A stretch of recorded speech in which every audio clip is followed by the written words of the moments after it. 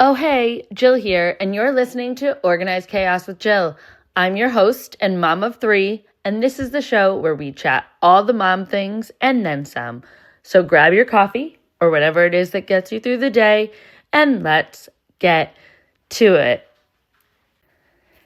Hi, guys. As promised, we're back kind of into our routine.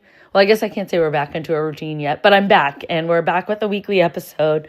I apologize. We are still not on video. It's just really buckling down the time that I can get that done without you hearing all the kids and chaos in the background, as well as some of the technology stuff that goes along with it that I'm still working on figuring out behind the scenes. But I did not want to let one more week go by without bringing you a new episode because honestly, I already feel so bad that we had such this lapse since my last full episode. And I really wanted you guys to know that when I came on here on Monday and I said, I'm still here and we're not going anywhere and I haven't forgotten about this podcast. This is still something that has so much meaning to me and still something that I take so much pride in. I meant it. And so I am here and I'm so excited.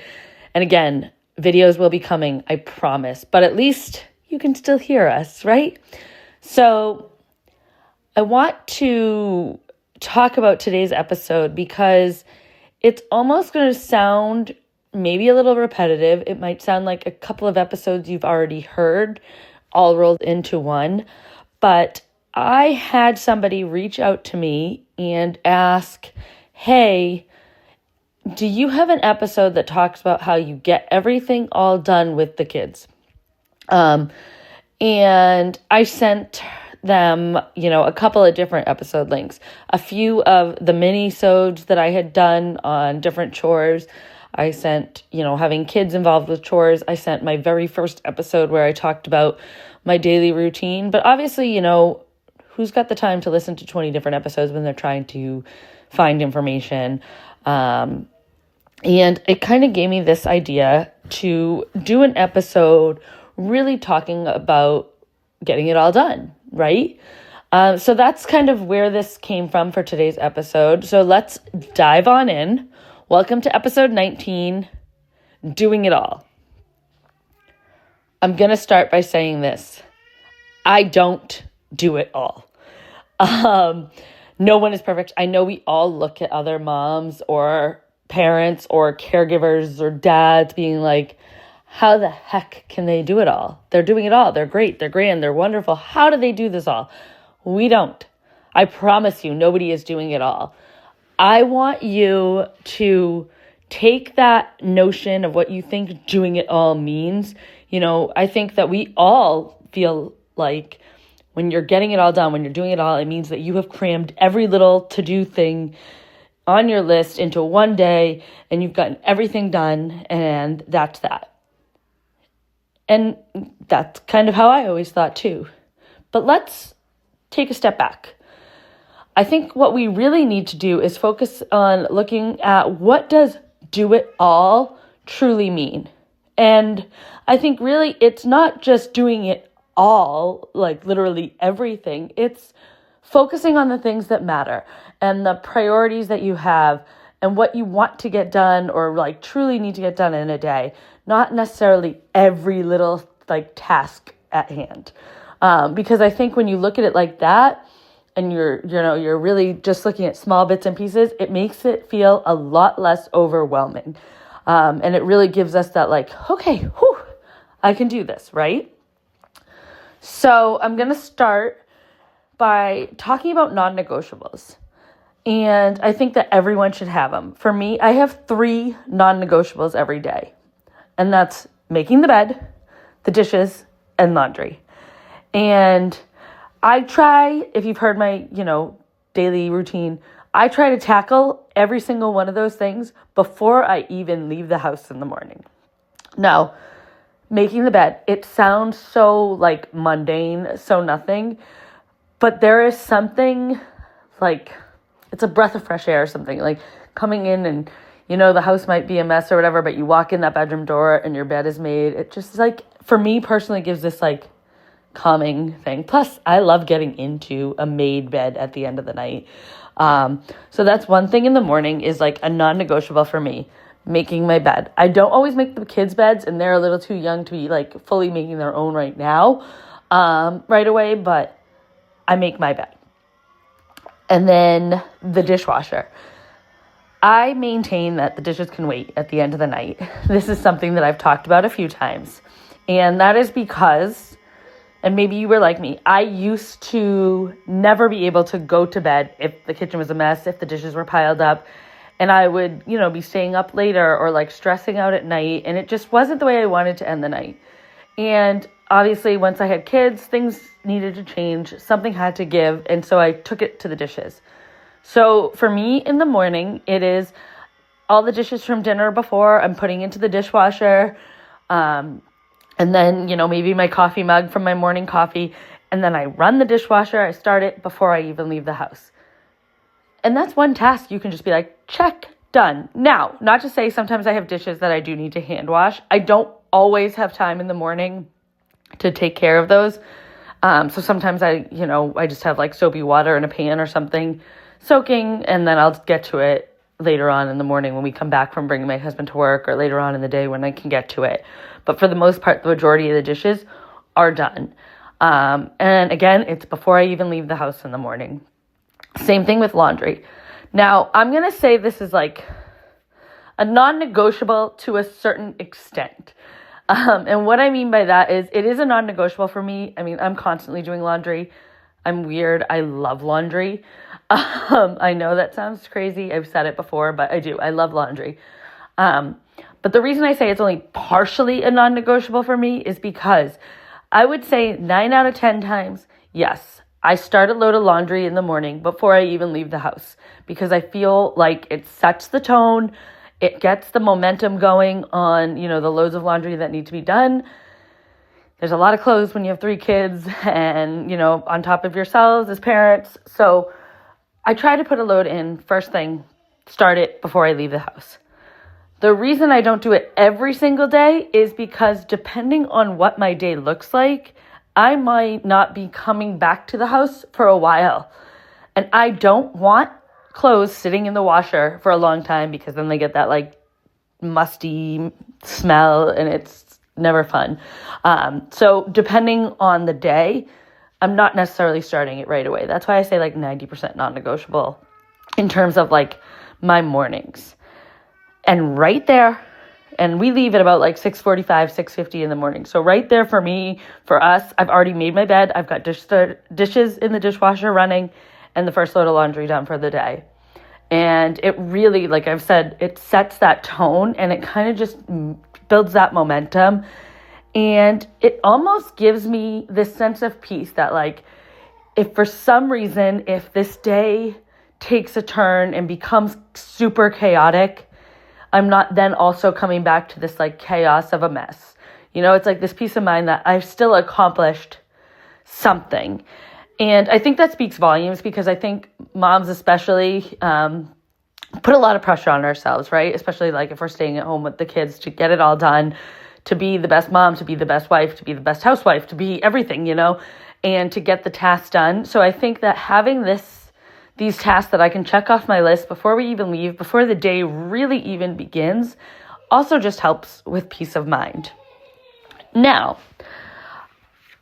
a lot, again, this episode kind of stemmed from like, how do you get it all done with the kids?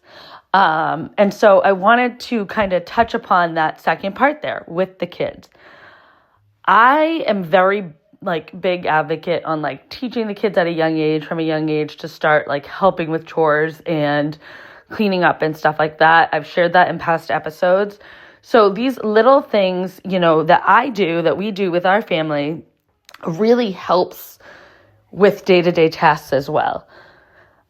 So for us, in the mornings when I'm getting the kids dressed, or at night when I'm putting their pajamas on, I'm telling the kids, okay, take your dirty outfit, take your dirty pajamas, go put it in the hamper.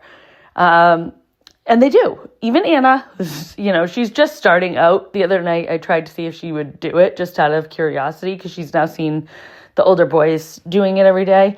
And she did. She took her pajamas and she walked over. Granted, she threw it in the pile with clean clothes in the basket, but, baby steps, as they say. So it's just like that little thing where, now I don't feel like I have to run around picking clothes up off the floor because they're doing that little bit of a task for me.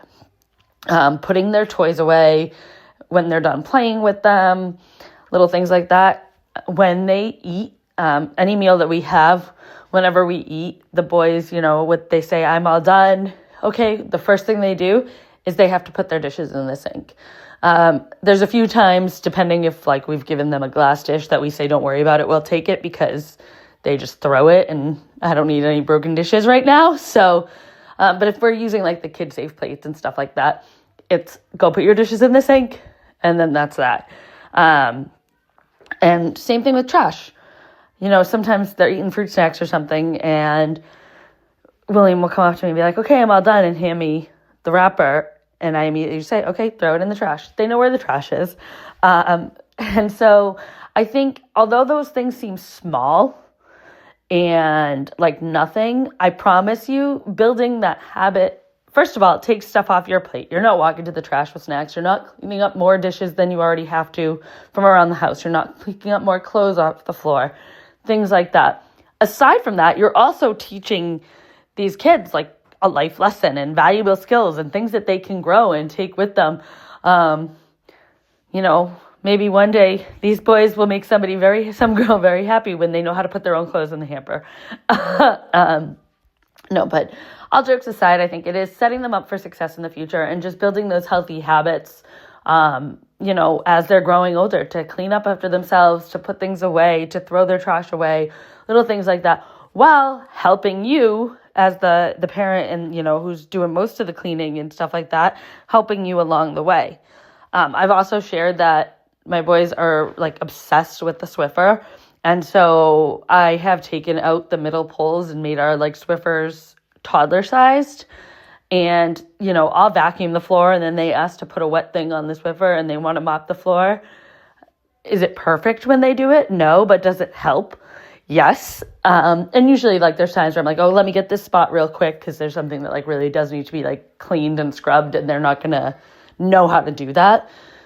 But they like to help, and for them it's fun. So again, you're teaching that life skill, but also they're helping you getting some cleaning done.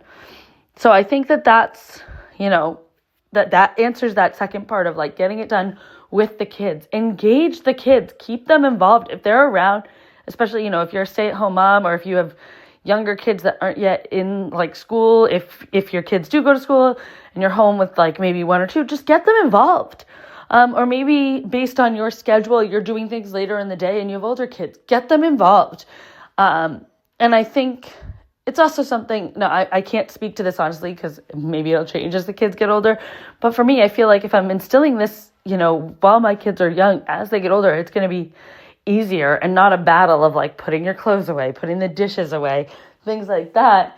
And it won't feel like a chore, because I think we always think of chore negatively.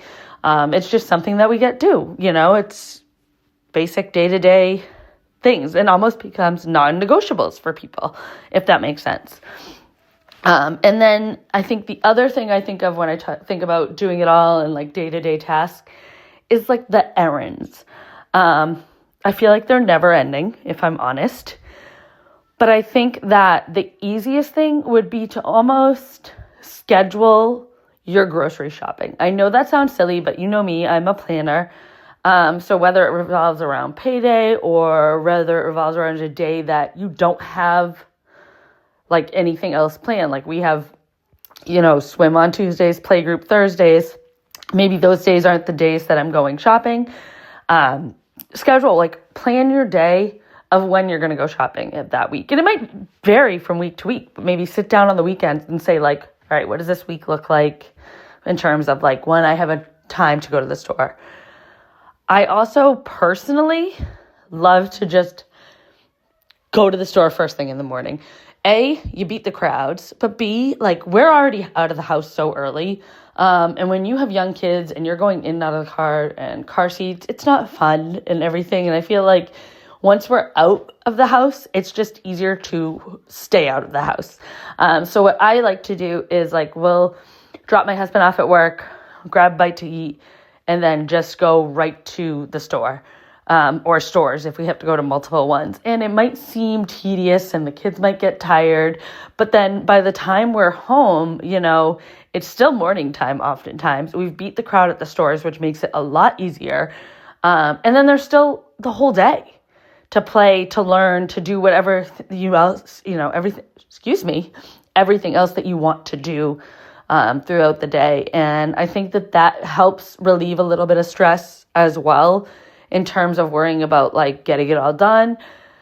And I think in turn almost eliminates kind of some mom guilt that we might have at the end of the day. And what I mean by that is because, I think when we're so focused as parents to get everything done and do the to-do list, the day goes by and all of a sudden we're like, we missed out on something. You know what I mean? I could have not done this. We could have gone to the playground. I could have not done this. We could have done our sidewalk chalk or bubbles or whatever they want to do outside, something like that. So I think by getting things all done in the morning, and even if it means coming back and now I'm switching that load of laundry that I put in, or I'm emptying the dishwasher, those little tasks don't take as much time. You're still getting stuff done. But then like you still have the whole day to do everything else. So it also just kind of helps alleviate that like end of the day, did I do enough today feeling that I think a lot of us get as parents. So yeah, that's kind of my spiel and my take on how to get it all done. I talked about don't focus on literally getting every single solitary thing done. I think that's near impossible. It's like the phrase, like nothing's perfect. No one's perfect. You're never going to get every little tiny thing done. If you do, kudos to you, man. But really focusing on the priorities. What do you need to do?